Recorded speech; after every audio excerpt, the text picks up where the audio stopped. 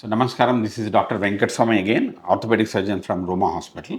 So మనం ఈరోజు hip bursitis గురించి మాట్లాడుకుందాం. ఇది రిలేటివ్గా అంటే అరుదైన రేర్గా ప్రాబ్లం. సో మనం ఇది ఒక పెల్విస్ యొక్క భాగం. ఇవి హిప్ బోన్స్ అన్నమాట. సో హిప్ బోన్స్ ఏంటంటే మన శరీరం నుంచి కొంచెం బయటకు వస్తాయి. మగవాళ్ళలో కొంచెం తక్కువ, ఆడవాళ్ళలో వాళ్ళ అనాటమీని బట్టి బయటకు వస్తాయి. సో బై డిజైన్ మన శరీరంలో ఈ ఎముకలు కీళ్ళు కదిలే చోట, దాని మీద మజిల్స్ కానీ ఏదైనా ఫేషియా కదిలే చోట సన్నటి బబుల్ అంటే సన్నటి ఫ్లూయిడ్ శాక్ ఉంటుంది అనమాట. దాన్నే బర్సా అంటారు. సో మామూలుగా అది ఏంటంటే చాలా తక్కువ ఫ్లూయిడ్, అంటే నీళ్ళ లాంటి పదార్థంతో ఉంటుంది. సో మనం అది పని చేస్తున్నప్పుడు దాదాపుగా అది ఉన్నట్టు కూడా తెలియదు.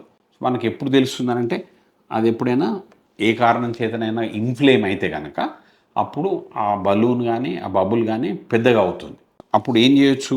సో నొప్పి ఉన్నప్పుడు యూజువల్గా ఫిజియోథెరపీ భాగం, కండరాలు లేకపోతే ఆ ఫేషియా ఫిజియోథెరపీ సహాయంతో స్ట్రెచ్ చేస్తే కనుక సాధ్యమైనంత వరకు తక్కువ కావచ్చు.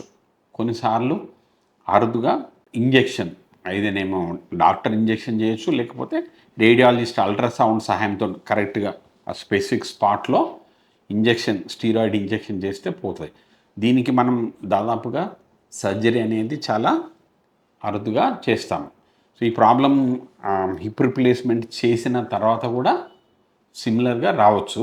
So treatment will be along the same line. Simple physiotherapy, లేదంటే ఇంజెక్షను, సర్జరీ అంటే ఆ బర్సా ఎక్సర్సైజ్ చేయడం అనేది రేర్గా అవసరం రావచ్చు.